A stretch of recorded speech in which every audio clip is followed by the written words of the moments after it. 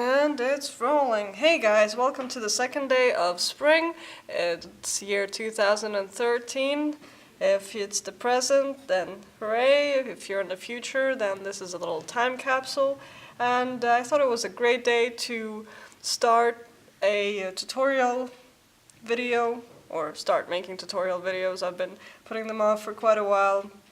I've been really wanting to share some practical knowledge about making art, but yeah, things happen and things get in the way. So let's get started. We're gonna do some watercoloring now. This is the beginner's tutorial, so we'll take it slow and go through a bunch of steps and what you need to know and need to have. The most important thing you need to have to do watercoloring is watercolors. Here we have Daler and Rowney. I actually just realized that most of my stuff is Daler and Rowney, even though I have not been planning to buy it all from the same brand, but it just so happened that I have it. Other brands are fine. I also have some White Knights from St. Petersburg here. Looks like this. These are also awesome watercolors, but whatever you have is probably fine if you're starting up. I also have a cheap set. Yeah, I have a lot of stuff. I don't even know what this one is, but it's a little bit less colorful, but it's also really nice to use. Then you need some water, obviously. I have a really nice cup here with some water, and like with most cups and most clothes, for that matter, if you have it around when you paint, then they all eventually become painting cups or painting clothes. So then you need brushes. The most important thing about a brush is it has to be soft, because then it will absorb some water, and it's just nice. It's just nice against your skin. So have one of those, and of course you need paper. I have an A5, 160 grams. It looks like this, or yeah, I don't know. I'm filming it upside down. I'm not sure if I'm gonna turn it around, but yeah, some thick paper. Usually you can just ask for watercolor paper and then you'll get something thick and it'll be fine. Then you need some tape, like this, or like this one. And the reason you need tape is that you actually have to tape your paper down to something to keep it from curling up too much. And the reason it curls up is because when you put watercolors, I'm just gonna show you here. The edges, they curl up because the water expands the paper in some way. And it's like, you can have it like this, but it's just easier to put on tape, and it will just expand, and as it dries, it will calm down and be straight and nice. So yeah, and I found a miracle a couple of weeks ago, which is a masking fluid. I've only been doing watercolors for a short time, but and my biggest problem was to actually make a sense of depth and keep the white spaces white, and masking fluid is just brilliant because you can put it on. I'll show you how to keep certain areas white and then just go nuts with the brush and make something wild happen. The masking fluid kind of takes really badly on your brush, so if you're like me and you don't really have the attention span to clean them right away, you should pick a brush, preferably a cheap one that will be your masking fluid sacrifice brush, that you will just kind of kill and only use for masking fluid. See, this is how it looks. You can't focus, but it's awful. You can't paint with it anymore. It's ruined. But I use it for masking fluid because then it's just like, then it's this paint thing, brush, whatever. Let's get started, and today we will paint a little landscape, some trees, and make trees have sunlight fall on them and have like shadows and stuff, and make it kind of nice. Hopefully, I don't know how it will turn out. If it turns out bad, maybe I won't put it up. But we'll start with the masking fluid. I really don't know which way I should hold it, but let's go. It's also childproof, so it might take you a couple of tries to open it. You can see it's sort of just like yellow white, and it smells awful. And you put your horrible brush in it. You actually don't have to do it. You can just go ahead and start painting, but I like making some spaces white, or leaving them white, and then sort of, it's like painting from a wrong end. You know, you start out with the darker parts, and then yeah, I'm just rambling, I don't know. Make some trees, some nice trees, just lines. I don't know if you can see it. It's just putting this fluid thickly so we can take it off later and add some color there. So I'm saying you don't have to do this. This is just an optional thing, but I like to. And I'm just going to show you how. And you will need to leave this to dry for a little while, because it needs to solidify and become like this plastic silicone consistency thing. So yeah. Actually the most important thing to remember with watercolors, funny enough, is that you have to use a lot of water. And it's been really difficult for me to learn because I've been painting with acrylics for a while, and you don't have to use a lot of water when you paint with acrylics. And you make some trees in the background. They start a bit higher up. Maybe they don't. You don't see all of it. And a little tree here. A little tree over there. Is that enough trees? Do we have enough trees? One more tree here. Okay, now this has to dry. And this will happen a lot. I'll do something and I'll be like, well, this has to dry for about 10-20 minutes, and then I'll turn off the camera and come back to you and be like, oh, look, 1 second passed, it's dry. But in reality, it's just a long time, and patience is very important to have when you're dealing with watercolor. It looks like this right now. And let's leave it to dry. Come back a little later. And we are back. The masking fluid is dry now. You can see it changed color. It went from being white to kind of this yellowish. And yeah, that's how you know when it's dry. Also that it feels dry. We can finally start applying some actual watercolors to this. And but before, we need to make a couple of decisions, because with watercolors you can't really do something and be like, oh no, I didn't mean it, I'll take it back, because you don't have any white. You can't put any white colors over the dark areas. So you usually start with the lightest bits and you kind of cover everything or parts of it, and then you just get darker and more intense as you progress through your drawing or painting, whatever. You have to decide on your source of light, because that will dictate which parts of different objects will be lighter and darker, the shadows, the contrast. So let's just say we have our light source here, put a little X mark like in this area that way, and all our shadows will be kind of pointing this in this direction from the trees or whatever.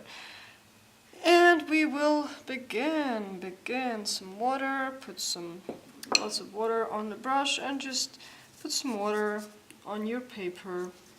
Actually, sometimes, or most of the times, you tape your paper to a piece of like a wooden pallet instead of the table.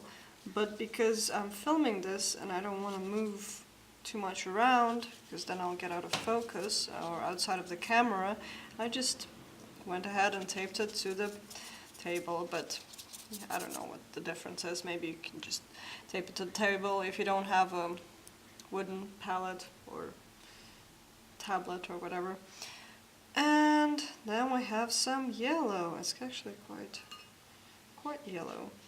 And we'll put some yellow. Maybe this will be a hill. I don't know yet. I haven't decided that, which is maybe not very good, because have to make some sort of landscape in my head, but we'll just go with it and see how it works out. Sometimes people draw their picture with a pencil, and then go around with it, or kind of color it with watercolors. But I don't like pencil strokes on paper when you look at a watercolor drawing. So I'm not going to do that, but you can do that. I mean, it's your drawing. You decide how you want to paint. I can't tell you what to do. I'm just here with some advice. Have some yellow, have some a little bit less yellow. I don't know, the sky, if it's so bright, will it even be visible? Maybe we can like make a tiny corner that's blue and make it go out here. A little bit of blue, a lot of yellow. Yeah, and that just took no time at all. And you can see like it bulges out here, and because it's really wet. But yeah, that's what happens. And it's actually a really thin layer of paint, but this is what you have to do when you do watercolors. You just do really thin layers and you let them dry forever. And let's let this dry for a little bit. And we're back. You can see the color or the light has changed because this has been drying for a while and I've been doing something else. I've been drawing. Usually I do watercolors while in between doing other stuff because it takes hours and hours to dry, and I don't even remember what I was drawing here. This is why it's good to make sketches. But anyway, let's go on and make a landscape happen. And now what we've done so far is we have a sort of mild layer of paint, and now we want to add something more to it to maybe indicate like, oh, this is maybe a forest or something. So what I'm doing now is I'm starting out with some yellow here, and we're gonna try and go ahead and make the first shadow for the trees. So add up some blue and just sort of drag it along. And you can see as we drag it, it becomes more and more green. So that's nice. And this is our first shadow. And let's say it's an autumn forest, so we want to add some colors. So maybe we add a little bit of red over here. Maybe something over here. This doesn't seem clean. But just adding kind of a couple of colors here and there and playing with it, mixing it up. I mean, watercolors, they're really not the most precise medium or type of paint you can play with, because I mean it's very liquid, so it can't be controlled that well. So you have to let go a little bit and just have fun with it and do something. Add some more water. Yeah, maybe it should be an autumn forest, so add some more reds. Well, this is very red. We can just have this red over here. Maybe we can have a little hill in the background somewhere, like over here.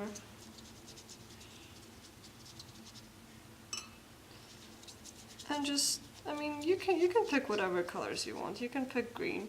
The thing with drawing with green, it's really helpful to first put yellow on and then put blue, and then it will sort of mix and give you a richer green with more different shades and kind of look more fun that way. But you don't have to do that. I mean, you can do whatever you want. So some more yellow, make it really nice and shiny or bright.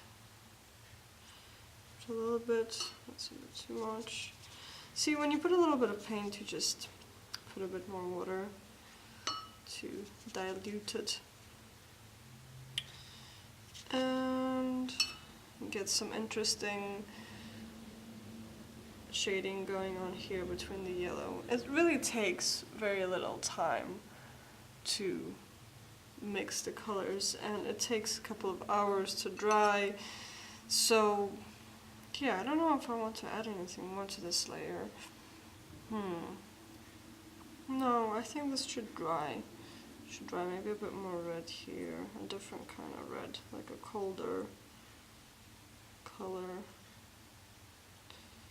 Maybe it's some sort of bushes or something. It's really helpful to have a photograph or sit outside and draw after something so you can see exactly how the shadows are. I'm not going to do it now because usually what I end up doing is doing a quick sketch of it and taking a couple of pictures and recreating it in the studio. I'm just drawing this out of my head to show you the basic layering technique that I use, and so you can see how to make these really wildly colorful things happen. And you can see like here it's much more intense than in this area, and that's because this is closer to us as a viewer. So this gets less contrast, and this has more contrast and colors. So it makes an illusion of it seeming closer than that area, for example.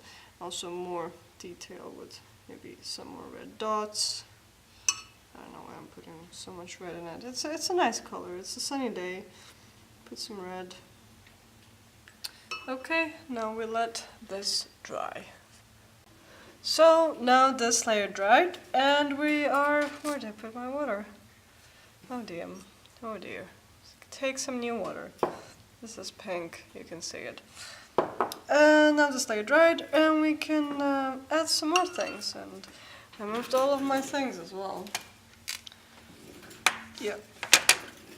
Maybe make some trees. You can clearly see the difference between the upper layer that only had, well, you almost can't see any colors on it at all.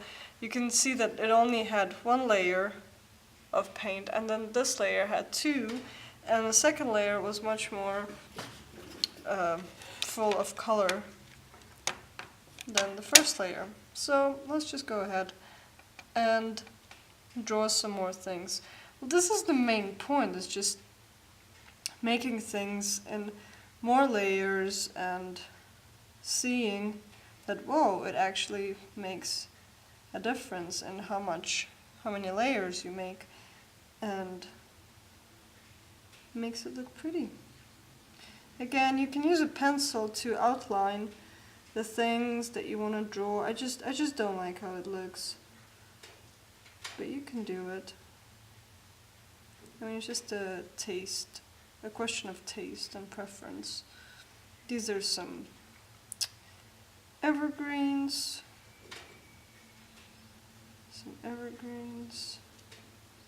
I mean, you can see I'm not using green, although I'm painting a forest. Well, yeah. I think green just gets boring, because then you have, well, this is green and that is green, and then everything just turns green, and then you don't know what colors to pick. And when you kind of avoid green while making a forest, then you get something much more interesting. Like this. Put some yellow on the top.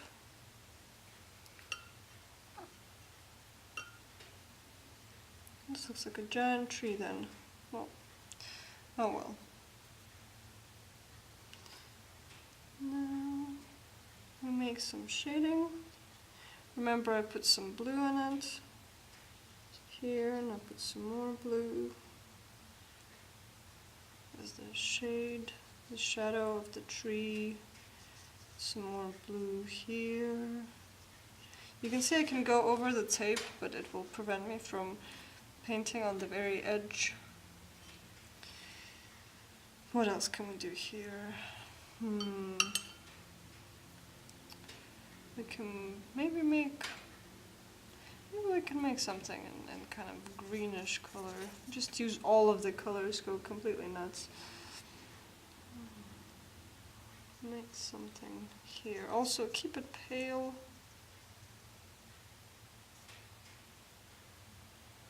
When it's far away, and you can use a little bit more color when you get closer. This wasn't very well planned. Then you have a tree out of nowhere. Maybe a tree over here as well. It needs a shadow as well. Gets darker by the edge or by the bottom.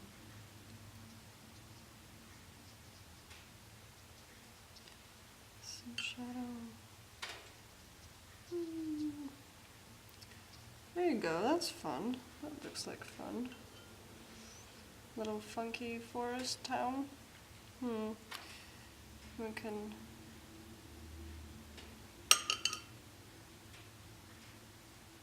make a tree over here.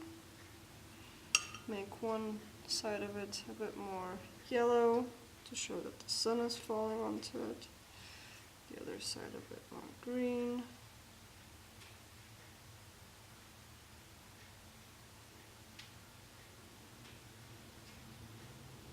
You see, when I go over the area that's been covered with the masking fluid, it just sort of it doesn't get to the paper. And when this layer will dry, we'll take off the masking fluid and see what we got. Here we can put some more red colors, make it really bright.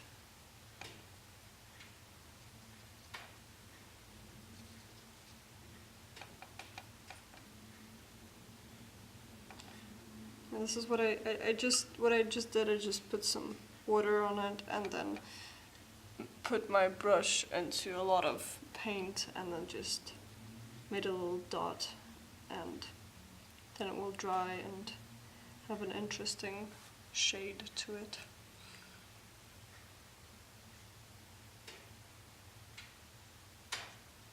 So yeah, and then it's starting to look like something. I think these trees, they need some sort of shadow as well, but because they're far away, they can't be as distinct as this shadow. So I'll just try and maybe make it a little bit blue, like this.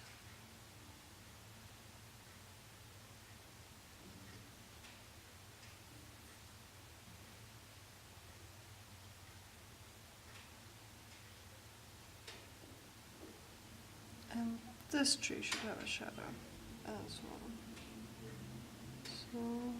So, oh.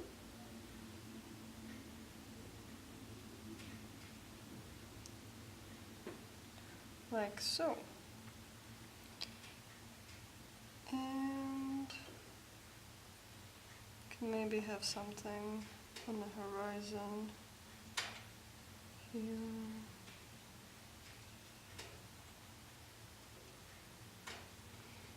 Yeah, this is, don't judge the composition, I'm just trying to show you the layers right now.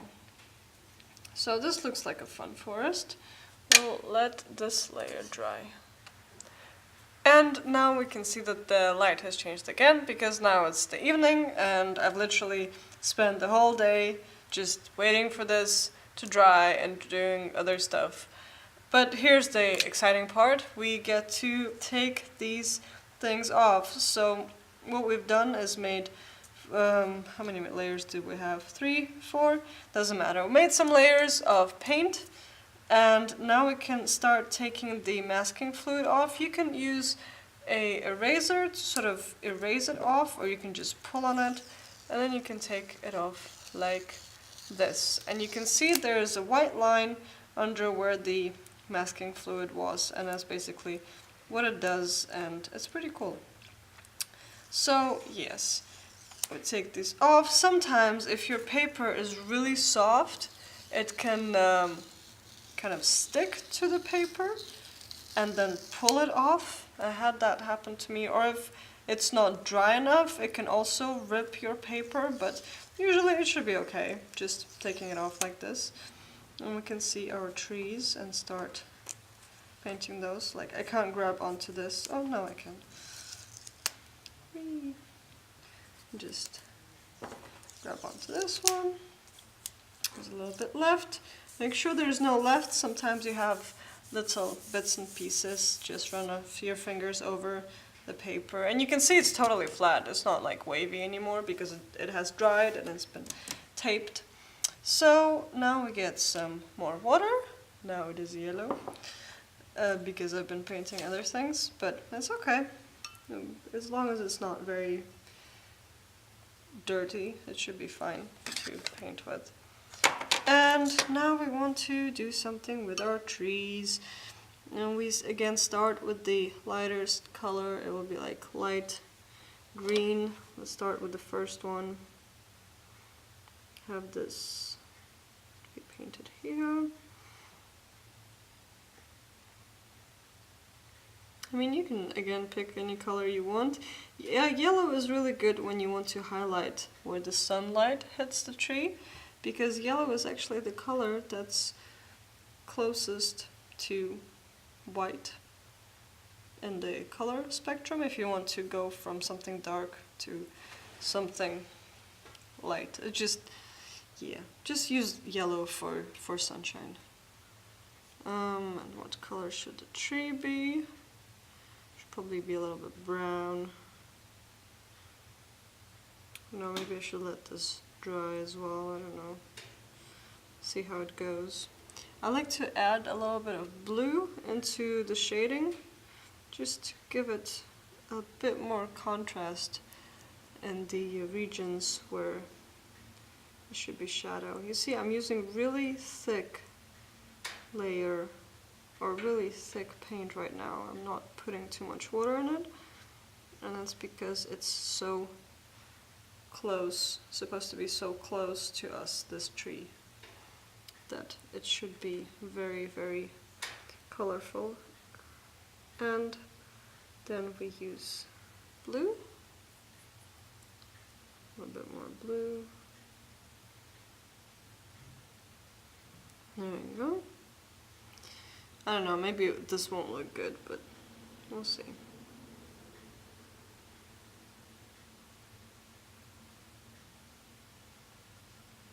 Make it less blue as you go upwards, because, yeah, let's get lighter. Maybe make a branch.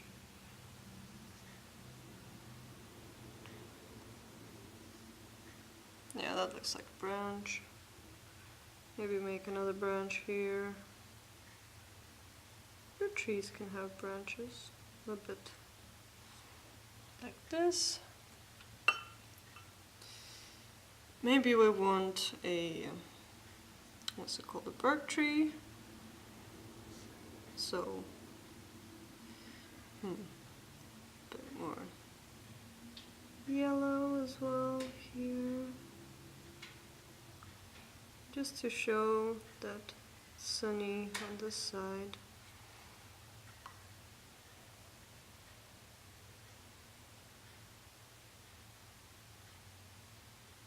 I don't think this tree will be as tall, otherwise the proportions kind of weird. You can see that it gets less and less colorful as we get further away from the foreground and closer to the background.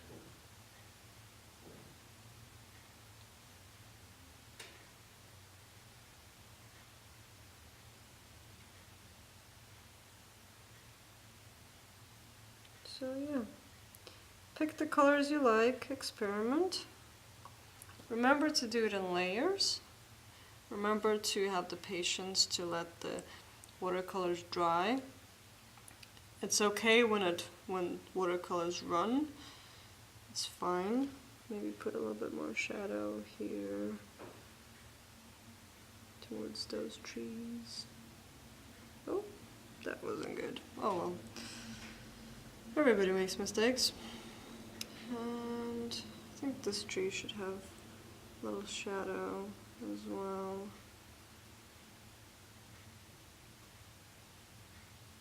There you go. Maybe those trees should have some shadows too.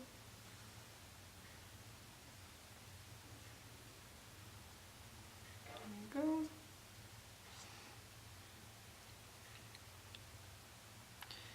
Take a color for this tree. Maybe we'll just make it green. Should we make it green? Maybe we can make it brown. Or maybe make him orange. I don't know. Let's try and do something exciting with a tree.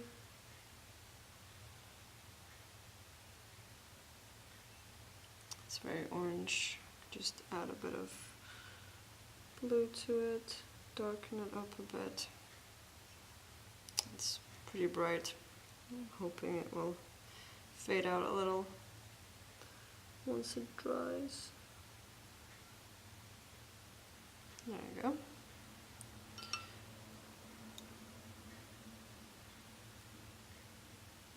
Oh. Yeah, it's pretty difficult to control the water sometimes. This happens. Just a matter of practicing and getting the right amounts of water to paint ratio. It's pretty difficult, but you'll get a hang of it. I'll get a hang of it.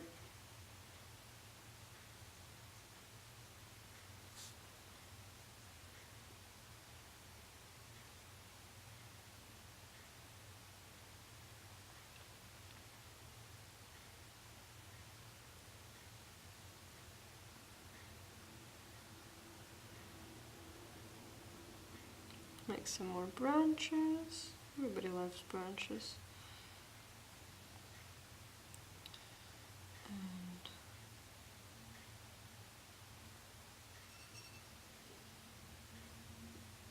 use a more dull color for a tree over here.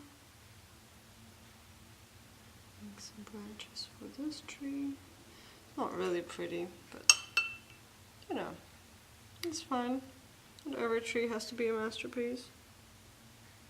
Oh, that's interesting. You might want to use a smaller brush.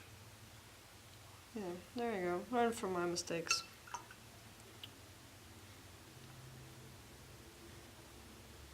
Maybe we'll just make it brown as well. I don't know. Let's see how it dries, how it looks when it dries. You can always, remember, you can always make something darker. So if this turns out horrible when it dries, we can always just put some brown over it, make it pretty again. Important thing is to just, if you have an idea or if you have something you want to try out, just try it and see how it looks. And if it doesn't work, well, it doesn't work. And if it does work, well, you might just discover something amazing. So try new things. There you go. And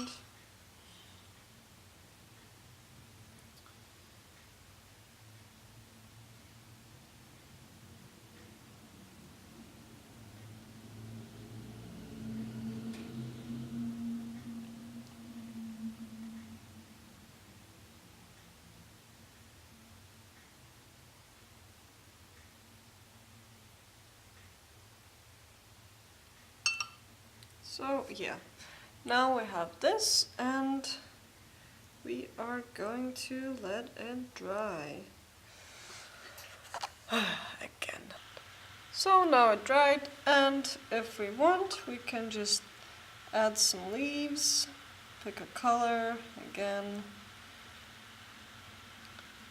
put some more red in it, some dots. You can also just like wave your brush at it and it will sprinkle around, but since it's a small drawing, we'll just sort of lightly pet it.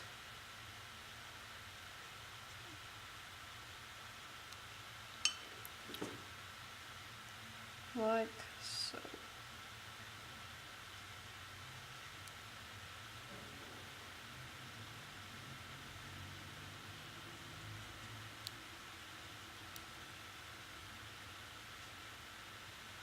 It doesn't have to be perfect.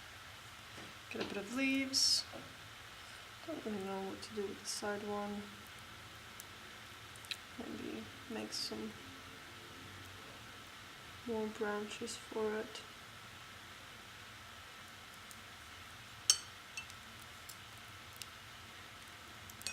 Take another brush.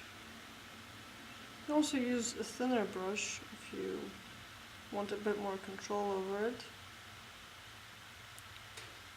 Again, it's up to you. And it ends up looking something like this, which is pretty nice.